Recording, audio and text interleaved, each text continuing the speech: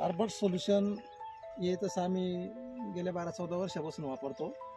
ज्यावेळेस झाड ट्रेसमध्ये ग्रीनरी कमी होईल त्यावेळेस आम्ही हे आवश्यक वापरतो.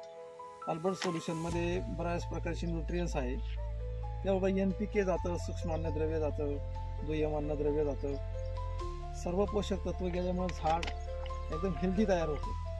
आणि म्हणून आर्बर सोल्युशन हे दर 20 दिवसातून एकदा आम्ही त्याचं ॲप्लिकेशन घेतोच. आता हा जो प्लॉट बघताय याच्यामध्ये भरपूर माल निघालेला आहे. त्याच्यामुळं झाड ट्रेसमध्ये गेलं.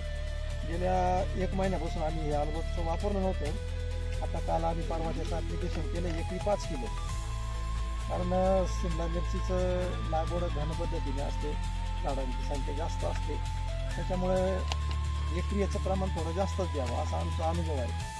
म्हणून एकरी 5 किलो हे आर्बर सोल्युशन आता आम्ही दिले. आम्हाला विश्वास आहे की अजून 4-5 दिवसांनी जरी हे आले तर हा प्लॉट अजून एकदम हिरवागार होऊन जाईल, हेल्दी होऊन जाईल, सेटिंग एकदम व्यवस्थित होईल आणि हाय माल त्याची सुद्धा साईज चांगली होईल.